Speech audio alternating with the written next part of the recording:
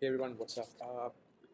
I know I've been a bit lazy on updating you all regarding the brand that I'm working on. I think there was a post wherein I asked you all that who would be interested in kind of pursuing uh, to follow me up with what am I doing with starting a new brand outside of Amazon. So yeah, I'll be updating on that as soon as I get some time. But right now, because it's Q4 and I've got some active products on Amazon which are actually selling, so I'm basically spending all of my time and energy in optimizing my campaigns for Q4 and just experimenting a lot with Q4 keywords, Q4 campaigns, and different strategies to kind of basically sell everything out by the end of Q4, around December 22. So yeah, just wanted to come in online for a quick second and talk about this because I just kind of encountered this problem for the second time, and I think a lot of you don't know about this. So that is why I just wanted to come up and kind of share it with you all so that you guys are enlightened in advance. Okay, so this is a screenshot from my screen. I just kind of noticed this a few minutes back, and what is happening here is that I had started a coupon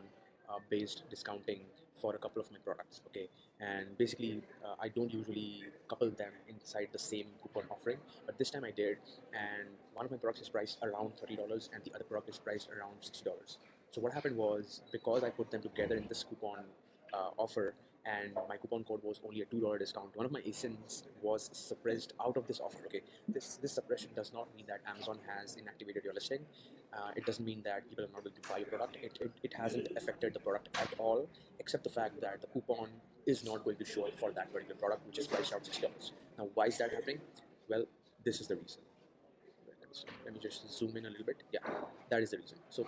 So it says coupons require a discount between 5% to 80% over your current price. So let's say if my current price is $60, it would need a discount of at least $3. Okay, so basically for the second product that I have, which is priced around $60, I cannot have a coupon which is below $3. Okay, so that is what it means. So what you need to do next if you encounter this issue is to just recreate new coupon offering. Okay, and just basically make sure that your coupon discount is between 5% to 80% of the selling price on Amazon. Okay, that is it.